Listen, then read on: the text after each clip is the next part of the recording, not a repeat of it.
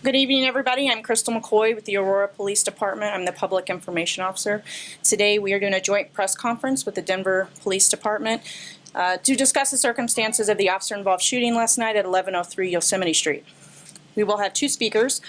First one will be Deputy Chief of Police Paul O'Keefe, and the second speaker will be the Denver Police Department Commander Ron Sonyer. Deputy Chief, please. Thank you. Good afternoon. As already stated, I'm Deputy Chief Paul O'Keefe.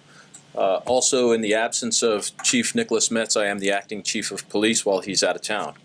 A couple of things just to cover as per our normal course of business. Everything we have at this point is preliminary in nature. The investigation does remain very active and ongoing. Everything we tell you today is subject to change. If we do have any changes, we will make sure to try and get those changes and corrections to you as quickly as possible. So at approximately 11:30 last night, APD officers attempted to arrest the driver of a stolen motor vehicle. The vehicle was known to the officers of the Aurora Police Department for having eluded attempts to stop the vehicle over the past several days. This was a reported steal out of the Denver Police Department. We believe over the course of the past several days, the driver of the vehicle attempted to draw officers into a pursuit. When the officers would notice the vehicle, try to stop the vehicle, the driver of the vehicle would take off. The officers would shut down their lights, not pursue the vehicle. So the driver of the vehicle would slow down again to try to draw the officers back into a pursuit. At no time were the officers involved in any sort of pursuit of this vehicle last night. The vehicle was observed earlier in the evening, driving on East Colfax Avenue. Members of the Aurora Police Department did get in behind the vehicle to follow the vehicle. At no time did they try to initiate a traffic stop. They were basically looking for an opportunity to initiate that stop in a safe location. That never occurred.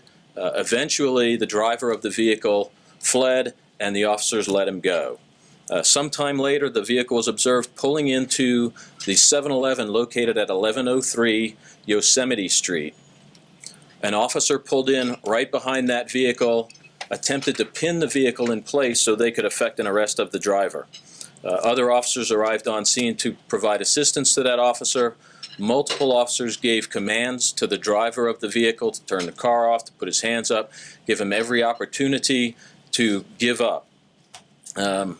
When the officers gave him those commands, the driver of the vehicle intentionally drove backwards into the patrol car that had pulled up right behind him, then drove violently forward into the parking block area, and then started a series of motions forward and back to try to adjust the direction of the car, striking the patrol cars again, striking the 7-Eleven front doors, crashing into those doors. The driver did this multiple times, again, all the while ignoring the commands of the officers on scene.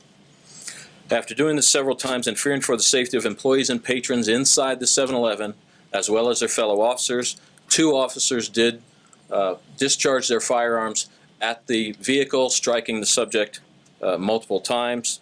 Subject was transported to an area hospital where he was pronounced dead.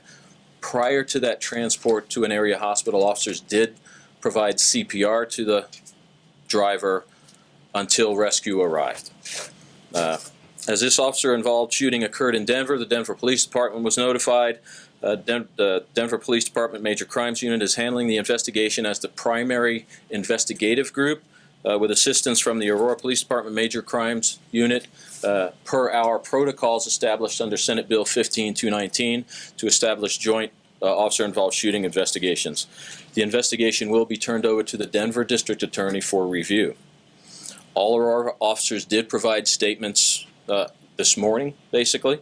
Those officers that were involved in the actual shooting were placed on administrative leave as per our normal course of action pending an outcome of this investigation.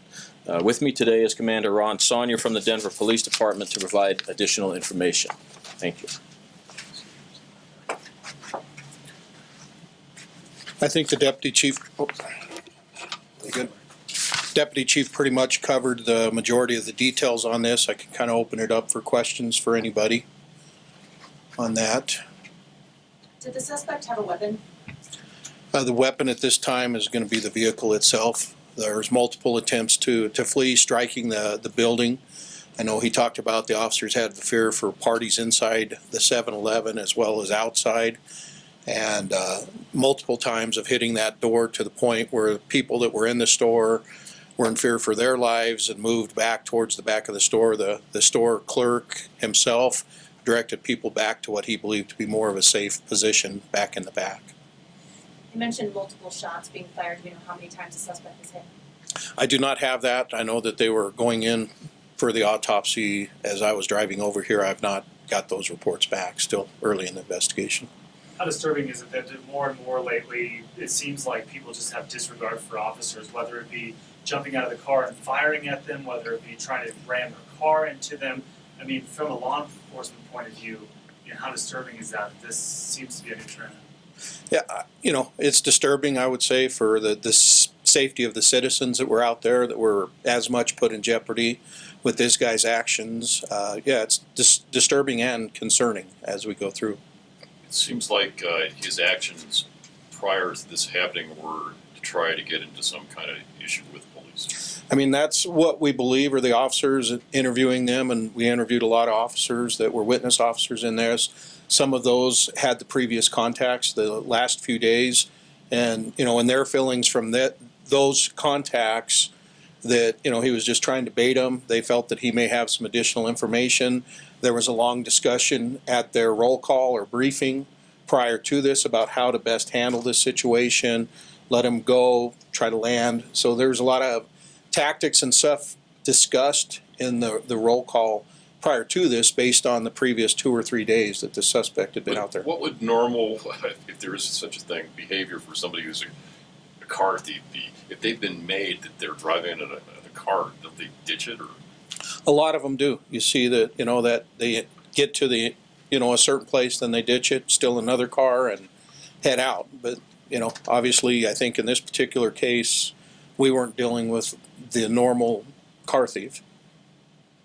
When are you prepared to release information on the person who died, the thief? That's going to come out of the coroner's office. At this point in time, we don't have any information on this person. We didn't get any identification or anything else, so we're going to have to go through the means necessary for the coroner's office, which is going to be identifying him, then notification of next of kin. Once that happens, then the coroner's office will be the one that gives that information out. So you didn't know who it was in the vehicle? You were just had the vehicle description that has been followed for a few days now.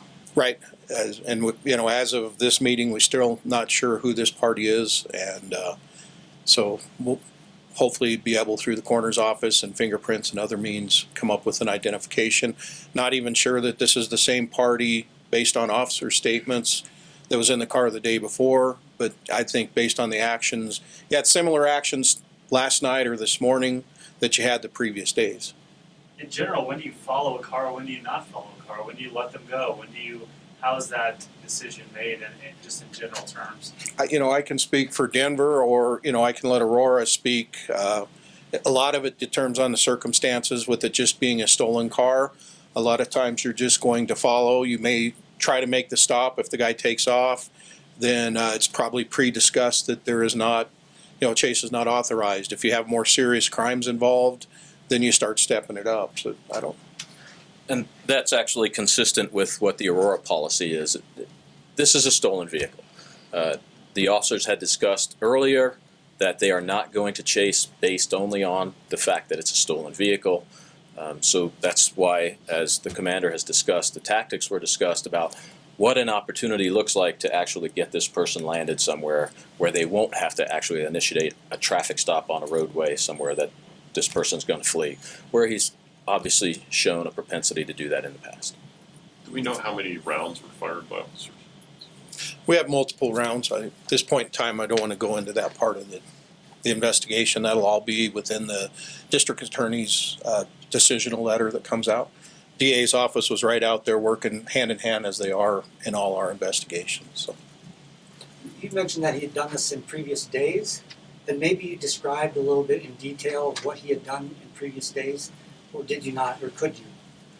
This vehicle has been involved in police contacts several times in previous days. So what we learned through the investigation was officers would see the vehicle. They knew the vehicle was stolen because of a previous attempt to stop the vehicle. So on subsequent attempts to stop the vehicle, where officers would turn their lights on to try to effect a traffic stop, the vehicle would take off. Slow down when it was clear that our officers were not going to pursue the vehicle merely for being a stolen vehicle. Slow down, wait for the officers to catch back up, and then take off again and drive erratically and dangerously away from the officers. Our officers know that a stolen vehicle is not a reason to pursue a vehicle.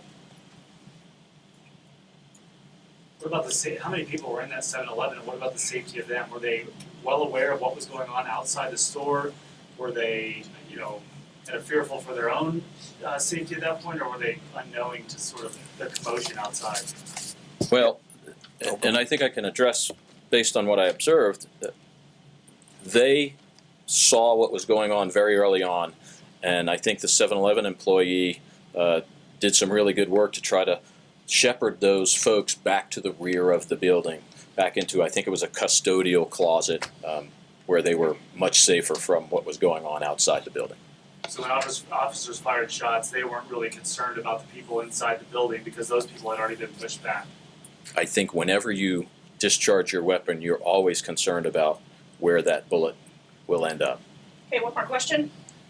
This is the third shooting involving a Aurora police officer in the last 2 weeks. There have been many others in other jurisdictions. Could you comment about that? Why so many last month? I wish I knew, because if I knew why, maybe I'd be able to do something about it. We don't control the actions of other folks. We control the actions of our folks. The results that we see from last night's incident are a direct result of somebody else's actions over which we have no control. Thank you.